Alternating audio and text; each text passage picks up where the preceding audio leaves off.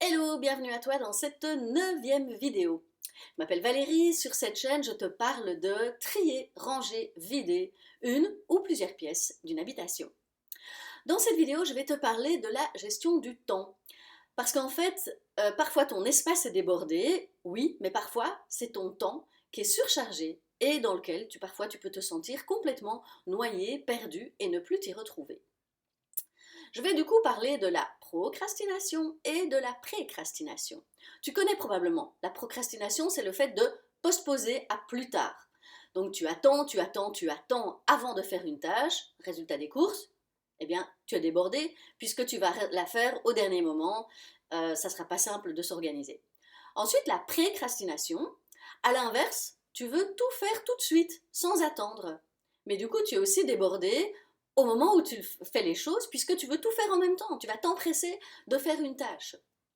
Donc, le résultat est finalement le même. Tu es débordé, tu ne sais pas comment t'organiser, mais d'un côté, tu ne fais pas les choses et tu attends, et de l'autre côté, tu fais tout et c'est du coup débordé aussi. Donc, ça a à voir finalement avec le rangement. Pourquoi? Parce que tu auras besoin à la fois de trier et d'organiser. Trier pourquoi? Parce que parfois, tu auras bien trop de choses à faire. Et donc, tu vas devoir choisir, oui, je fais, non, je ne fais pas. Et ensuite, organiser, parce qu'il va falloir il va falloir planifier les choses et regarder surtout en fonction des priorités. Du coup, j'en profite pour te dire un petit mot de la matrice d'Eisenhower. N'hésite pas à aller voir sur Internet si tu veux en savoir plus. Cette matrice, elle te permet de regarder les choses en fonction de deux critères.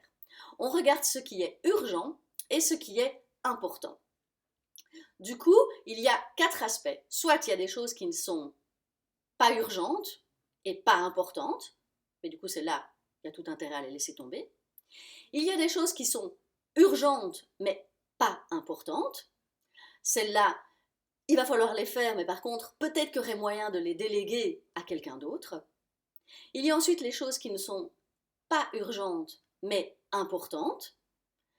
Ce qui veut dire que si tu ne les planifies pas, celles-là, probablement qu'elles passeront à la trappe et c'est dommage, puisqu'elles sont importantes pour toi. Et ensuite, il y a les choses qui sont et urgentes et importantes. Eh bien oui, celles-là, il va sans doute falloir les faire, mais c'est probablement aussi parce que tu as laissé trop de choses s'accumuler que tu te retrouves avec plein de choses en même temps. Tu peux aussi demander quand même de l'aide à ces moments-là. Donc, on parle ici de tâches, mais aussi de choix, de priorités, de planification. Donc, au final, ce qui est intéressant dans cette démarche, c'est qu'on va surtout parler de toi. De nouveau, c'est hyper important de revenir à toi, de t'observer, c'est-à-dire de savoir, tiens, mais en fait, comment est-ce que je fonctionne? Ici, je vais te dire un petit mot de deux manières de fonctionner que je trouve hyper intéressantes de conscientiser. Il y a les personnes qui sont beaucoup plus structurées, organisées, qui aiment bien se faire un planning, un rétro-planning, et qui savent assez bien suivre les choses. Et puis il y a celles par contre qui sont beaucoup plus flexibles, qui fonctionnent plus à la dernière minute, qui font plus facilement face à un imprévu, qui ont surtout besoin de deadline pour faire les choses et qui sont donc bien plus flexibles.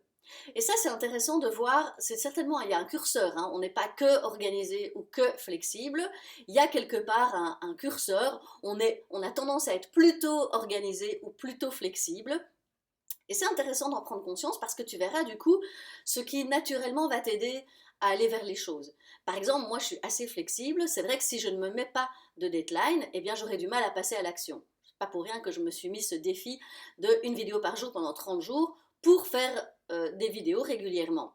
Sinon, eh bien, je n'allais pas le faire. Donc, il faut regarder aussi, par exemple, dans ta journée, à quel moment de la journée peut-être tu es la plus efficace. Est-ce que justement tu es plus efficace quand tu es sous tension? Est-ce que tu es plus efficace aussi quand tu partages ça avec d'autres? Parce qu'il y a aussi le fait d'être plus introverti ou extraverti. Donc, il y a plein d'éléments qui, donc, au final, parlent de toi. Et c'est vraiment important d'aller observer ça et de te dire, ok, mais comment est-ce que moi je peux adapter les choses? Par exemple, les choses que tu as à faire, est-ce qu'elles te motivent? Mais peut-être que tu as des choses à adapter. Est-ce que ça te motive de les faire plutôt d'une certaine manière ou dans un certain contexte? Euh, ou est-ce que tu t'obliges aussi à suivre ce que d'autres te disent? Si on te dit ah mais en fait ça il faut le faire comme ça, sauf que toi ça te parle peut-être pas. Donc peut-être que tu suis aussi des injections qui sont données par d'autres personnes à l'extérieur. Bref, il y a vraiment beaucoup d'éléments dont tu peux tenir compte.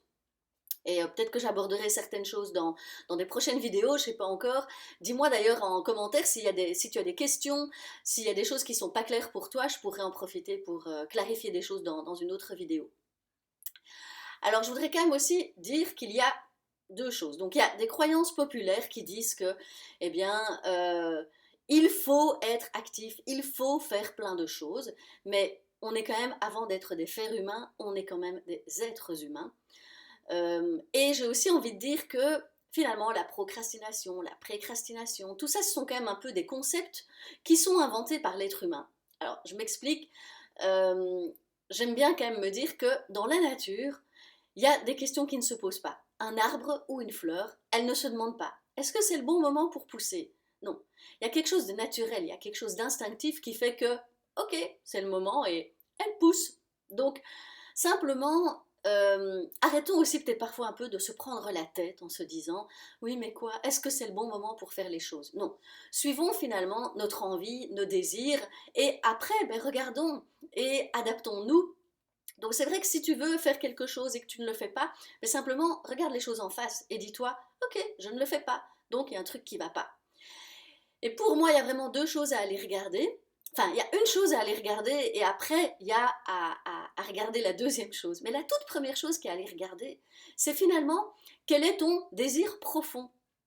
Et comme pour ton habitation ou ton emploi du temps, c'est mais qu'est-ce que j'ai, de quoi j'ai envie, qu'est-ce que j'ai envie d'atteindre, c'est quoi qui me fait du bien, c'est quoi qui me fait kiffer en fait chaque jour. Donc, c'est quoi mon objectif, c'est quoi que j'aime au final. Et ça, donc, tu peux aller le regarder. Et après, tu pourras te demander, avec ton mental dans ce cas-là, tu peux te dire, ok, maintenant que je sais vers quoi je veux aller, ça va être quoi les étapes à faire pour arriver à ça et pour avancer vers franchement ce que j'aime. Et donc, mets aussi des choses que tu aimes, qui te font kiffer, qui te font du bien, qui te ressourcent, mets ça aussi régulièrement dans ton emploi du temps et ne te prends pas d'office la tête, mais profite aussi de chaque instant. Voilà, c'est ce que j'avais envie de te dire dans cette vidéo. Dis-moi en commentaire, est-ce que la procrastination ça te parle? Est-ce que la précrastination ça te parle?